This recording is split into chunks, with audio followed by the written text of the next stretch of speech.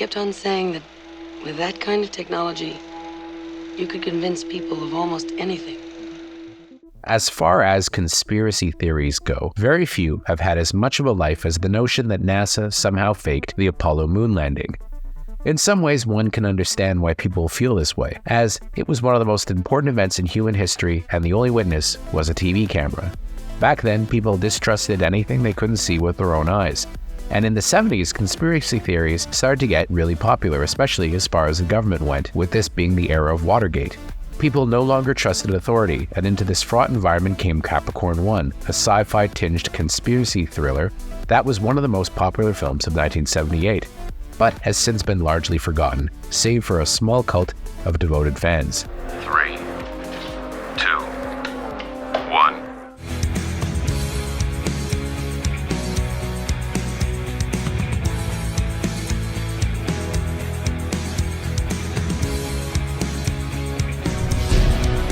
Hi there, Dr. Calloway. Nice to see you. A funny thing happened on the way to Mars. The film is directed by Best Movie You Never Saw favorite Peter Hyams, who also made Outland, 2010, Running Scared, The Relic, and a few other legit gems. The movie centers around a crew of astronauts who, on the eve of the first manned mission to Mars, are taken to a television studio by NASA and told that due to a faulty life support system, the mission would have failed. Due to a potential cut in funding, they proceed to fake the mission, with the astronauts being told that if they don't cooperate, their families will be killed. There are people out there, forces out there, who have a lot to lose. What happens is that the ship that they were on that was sent up empty actually burns up on re-entry, meaning that all the astronauts are supposed to be dead, so now NASA's gotta kill them. We are dead. What? We're dead. Sounds like a pretty good premise, right? Capricorn One is a real gem as far as movies of this kind go. In the late 70s and early 80s, there was a whole slew of movies produced by a financier named Lou Grade. These were technically independent films, but they were made on a pretty lavish scale with movie stars, and they were the precursors to companies like Coralco, which really came about in the 80s and 90s and were pretty huge for a while. One problem though, most of the Lou Grade movies, well, they sucked. In fact, people used to refer to him as low grade. You look at what we've meant to this country. Nobody gives a crap about anything anymore. He made some giant flops, including a Lone Ranger movie that was an even bigger flop than the Armie Hammer one. Who is that masked man?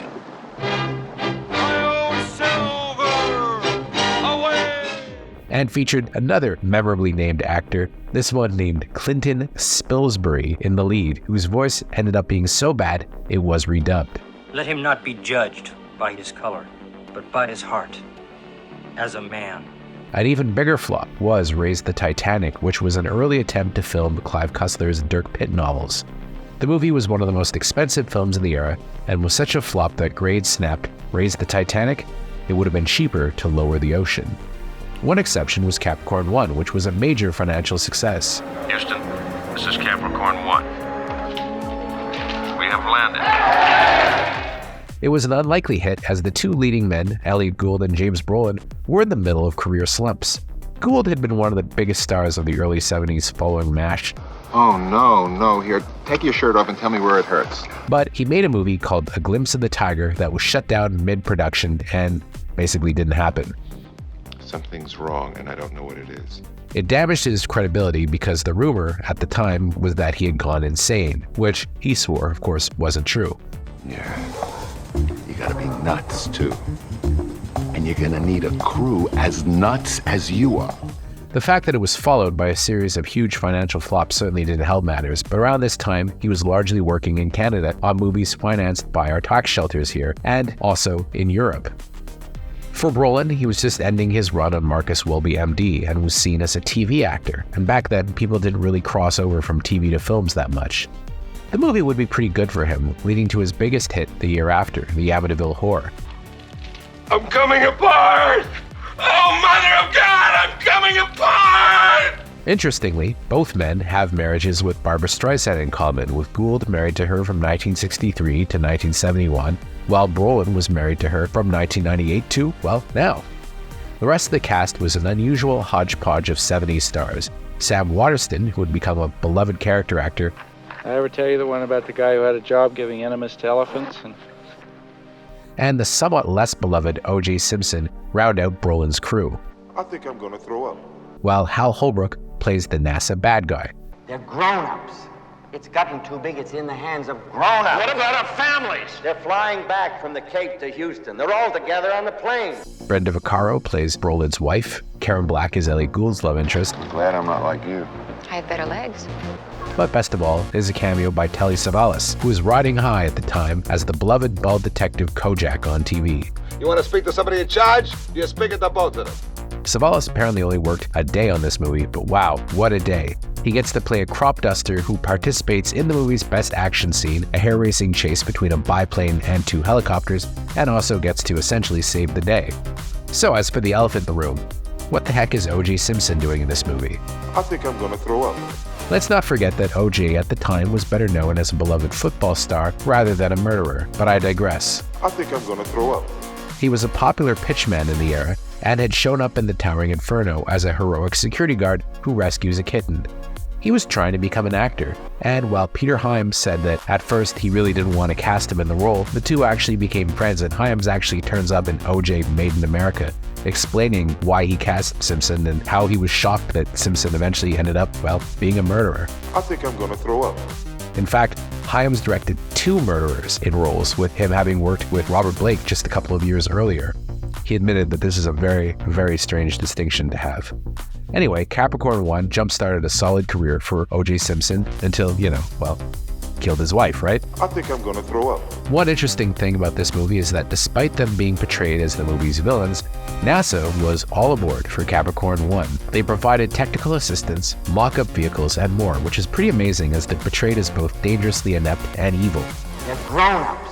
The movie runs a shade too long at just over 2 hours, but overall it's a pretty neat conspiracy thriller. The cast is perfect as Brolin, Simpson, and Waterston all look like they could have walked off of a Wheaties box with their all-American looks. In fact, I think O.J. Simpson was on Wheaties box at this time. Elliot Gould is an interesting contrast, being more of a New York Jewish type, and the film really belongs to him as he uncovers the mystery. I think I'm on to something. It could be your actual ball game. Golly gee, Scoop, that sounds very interesting. Something's wrong, something big. They know I'm onto it and they try to kill me. If you only know Elliot Gould from Friends or as daffy older types like on Ray Donovan, you should really check out his 70s output with MASH, The Long Goodbye, and California Split, plus The Silent Partner, all being pretty excellent movies. There's really no one like him. Imagine Adam Sandler if he didn't do comedies but did thrillers and dramas instead. That's kind of what you get with Elliot Gould. My head hurts. You look awful. Thank you very much. You're quite welcome. The movie has some nifty action scenes, including the great biplane helicopter chase.